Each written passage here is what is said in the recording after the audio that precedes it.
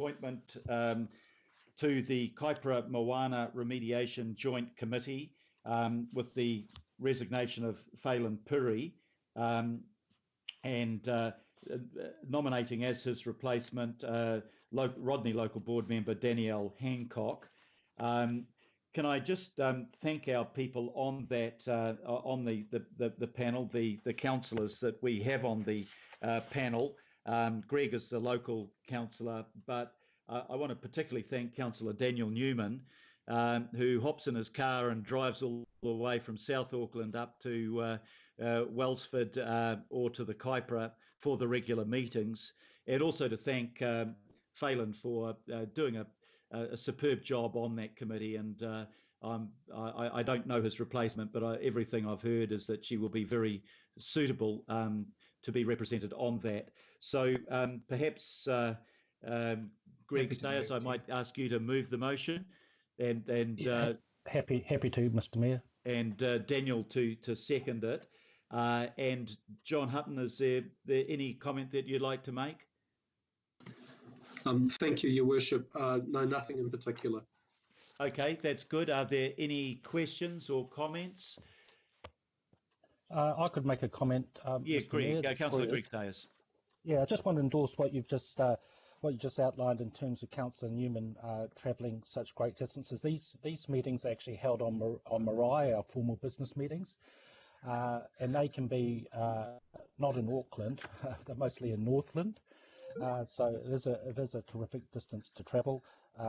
So I'm pleased that is acknowledged. I have to say that the steering committee does get monitored by the Crown in terms of our performance in setting up a governance structure, and everything seems to be going well there, Mr. Mayor. So I think our colleagues can take some confidence around that. And just in terms of the replacement, look, any one of the Rodney local board members would have been able to would have been good candidates. And Danielle has put her hand up as the nominee. She does have some expertise in the area of planting and biodiversity, so she'll be very warmly welcomed, I'm sure, by the committee.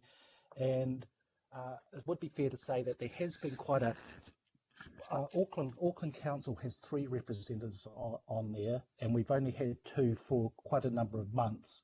So again, you know, for Councillor Newman to step into that breach and support me until a replacement was found has been appreciated by all on the committee, Mr. Mayor.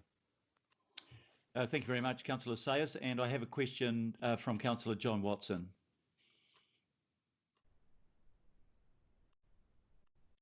Are you there, John? You might be. Yeah, sorry. It always takes about 20 clicks to navigate these various screens. So I just want to pick up on one item there, Mr. Mayor, and that's to go with the comment to do with risk mitigations. Point 19, there's a reputational risk to Auckland Council if an appointment is not made to the joint committee and the seat remains vacant. So I think, you know, we could all understand that, but I just think in terms of you know, the prominence of this body in terms of its decision making and the amount of funding that is going into this you know, program out in Kaipara. How long has this seat been vacant? And it really goes, you know, that the comments been made about the reputational risk of not appointing someone. I'm assuming decisions have been made in the interim. And I heard Councillor Sayers mention that, you know, that seat has been vacant for quite some time. So I'd appreciate knowing, A, how long has that seat been vacant since there was a resignation? B, have there been decisions made in the interim? And C, you know, how desirable is that given the commentary about risk to reputation and, you know, and basically not fulfilling our quota, whether it, you know, be for a short or a medium term? Okay, I might ask John Hutton to address that. I don't have anything in the paper, I think, that indicates how long the vacancy has been there, but I didn't think it had been that long. But John, you might be able to clarify that. Kia ora, thank you, Your Worship. Effectively, it's been vacant since May. That hasn't had any effect, though, on the quorum for the meeting. So all meetings have taken place with a quorum and with Auckland Council representation there. Time has taken to identify a replacement, and there was also some uncertainty. I should say that the pressure that the elected members on the committee were under was quite considerable in the initial startup phase, with very frequent meetings and a lot of travel, and that certainly took its toll. So there was some uncertainty as we shifted to a more kind of calmly paced, I should say, cadence of meetings. As to whether member Perry would be able to remain. So I don't think there is any risk here, and I don't think there's certainly no risk or question around the decision making that the joint committee has made in the interim. Thank you, John. I see Councillor Newman would like to make a comment on that, among other things. Councillor Newman.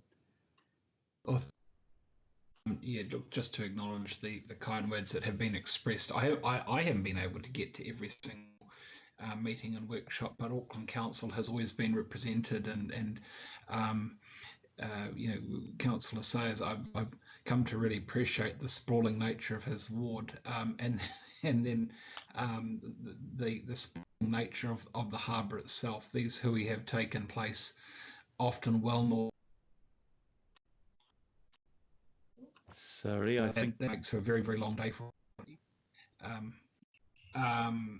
So I'm not quite sure if, but in relation to the decisions that have been taken in response to the question from Councillor Watson, I mean, part of the challenge has been to ensure that the Rodney Local Board is able to nominate and appoint a replacement for Phelan. And the decisions that have been taken really relate to the work that the joint committee is doing around its work program. That is, those discussions and those debates have always included members appointed by Auckland Council to represent its interests. I think it's fair to say that the discussions around the work program have been robust, but I'm more confident now about where that particular work program is at, and the ability to roll out the funded works that will be enabled by the joint committee. The other point to make is that this joint committee won't be in existence forever. By the end of next year, we'll be looking to have a different model that will apply up there. So I think that, it's a very interesting piece of work, but it's an interim committee, and ultimately we want to pass on a more mature work stream that has been enabled by this foundation work, but I would expect the body that will succeed us to carry that forward.